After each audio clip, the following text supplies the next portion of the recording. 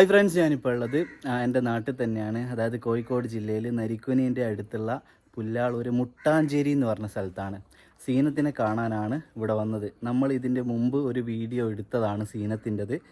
അപ്പോൾ സീനത്തിൻ്റെ കല്യാണമൊക്കെ റെഡിയായി, ഡേറ്റ് വരെ തീരുമാനിച്ചതായിരുന്നു.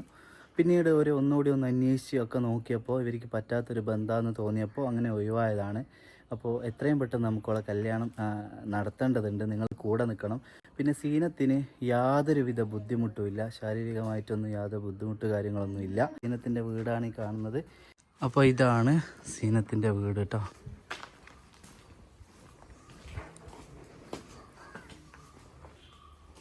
മാ അസ്സലാമു അലൈക്കും. എന്തൊക്കെയാ വിശേഷമൊന്നുമില്ല, അങ്ങനെ പോണേ.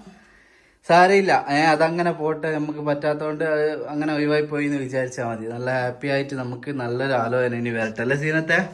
അപ്പോൾ ഇതാണ് സീനത്ത്.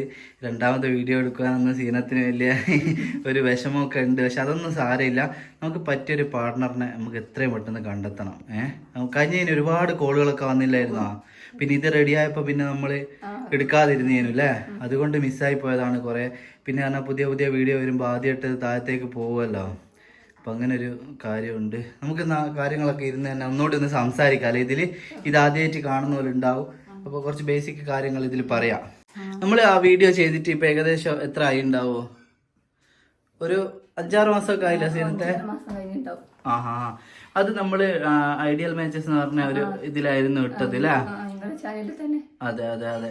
നമുക്ക് പിന്നെ ഇത് ഡിഫറെന്റ് മാരേജിലൊന്ന് ഇടാം, കുറച്ചുകൂടി കൂടുതൽ ആളുകളിലേക്ക് എത്താൻ വേണ്ടിയിട്ട്.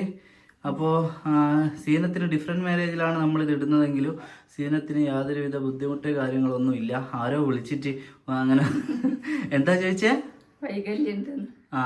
കൈ എന്തോ കൈക്ക് സംസാരിക്കൂല, വൈകല്യമുള്ള കുട്ടിയാണെന്ന് പറഞ്ഞു. ഇത്രയും വീഡിയോയിൽ നല്ല ക്ലിയർ ആയിട്ട് സംസാരിക്കുകയും കാര്യമൊക്കെ ചെയ്യുമ്പോൾ ഒരാള് വിളിച്ചിട്ട് സംസാരിക്കൂല, അവർക്ക് കൈക്ക് എന്തോ ബുദ്ധിമുട്ടുണ്ട് അങ്ങനെയൊക്കെ വിളിച്ച് പറഞ്ഞ പോലൊക്കെ ഉണ്ട്. ആദ്യം നിങ്ങൾ വീഡിയോ വ്യക്തമായിട്ട് കണ്ടിട്ട് അതിൽ പറയുന്ന കാര്യങ്ങൾ മനസ്സിലാക്കിയിട്ട് മാത്രം വിളിക്കണം കേട്ടോ. ആരെയും അനാവശ്യമായിട്ട് വിളിച്ചിട്ട് ബുദ്ധിമുട്ടിപ്പിക്കരുത്. ഇവരൊക്കെ ഇതിൻ്റെ മുമ്പിൽ നിൽക്കുന്നത് നല്ലൊരു ജീവിതം കിട്ടും എന്നുള്ളൊരു പ്രതീക്ഷയിലാണ്. അപ്പോൾ അത് നമ്മൾ അനാവശ്യമായിട്ട് വിളിച്ച് ആരെയും ബുദ്ധിമുട്ടിപ്പിക്കരുത്. അപ്പോൾ സീനത്ത് എത്ര വരെ പഠിച്ചേ? ഡിഗ്രി അല്ലേ? ടീച്ചറായിട്ട് വർക്ക് ചെയ്തിരുന്നു അല്ലേ? എവിടെയായിരുന്നു? ഇവിടെ നാട്ടിൽ തന്നെ സ്കൂളിൽ വർക്ക് ചെയ്തിരുന്നു. ഇപ്പൊ പോകുന്നുണ്ടോ? സീനത്തിന് പിന്നെ നമ്മൾ മറ്റേ വീഡിയോ പറഞ്ഞതാണ്, എങ്കിലും ഒന്നുകൂടി പറയാ കാര്യങ്ങൾ. സീനത്തിന് വേറെ പിന്നെ ബുദ്ധിമുട്ടുകൾ എന്തെങ്കിലും ഒന്നും ഇല്ലല്ലോ? ടാബ്ലറ്റ്സ് ഒന്നും കഴിക്കുന്നു? തൈറോയിഡിന്റെ ടാബ്ലറ്റ് കഴിക്കുന്നില്ല? അതെ. നിങ്ങൾ എത്ര മക്കളേനും? 3. 2 ആൺകുട്ടി, 2 പെണ്ണോ? അതെ. മൂത്തേട്ടത്തിനൂടെ അടുത്ത് വിവാഹം ചെയ്തതാണ്. ഒരു ടീച്ചറാണ് അല്ലേ?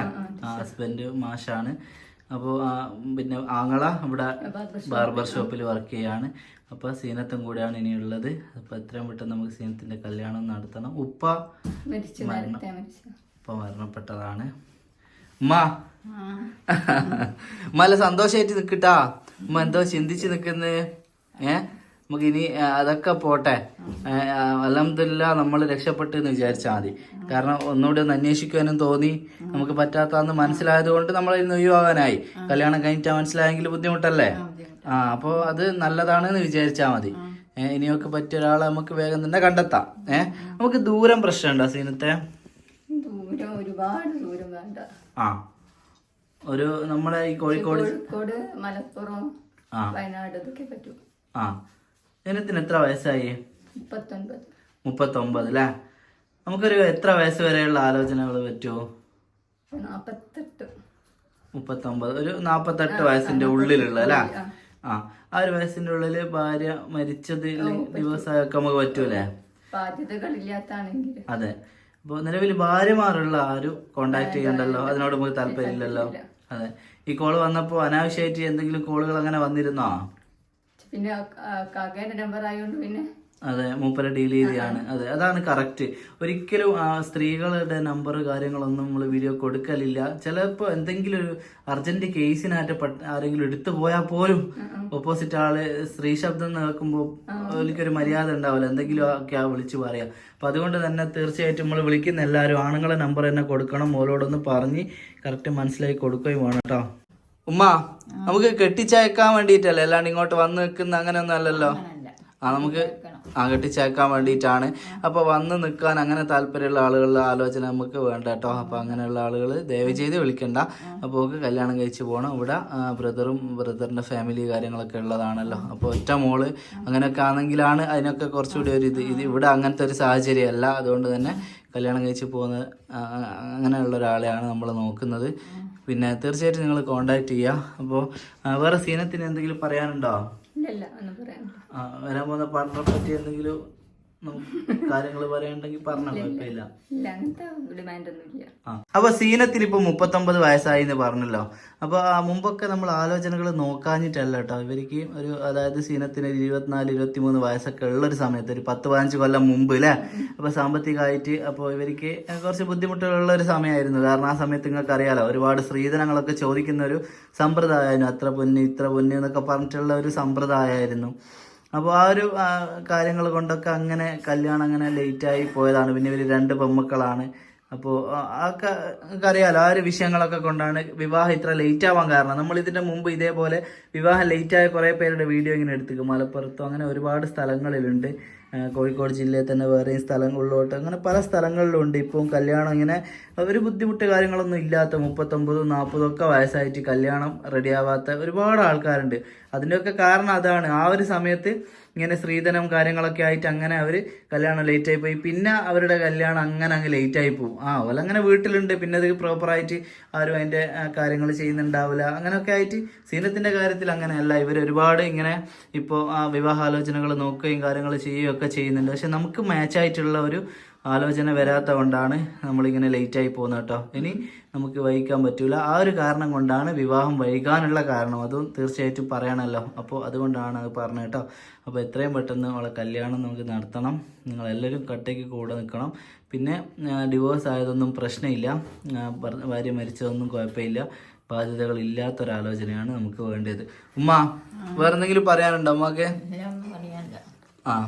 അത്രേ ഉള്ളൂ അല്ലേ?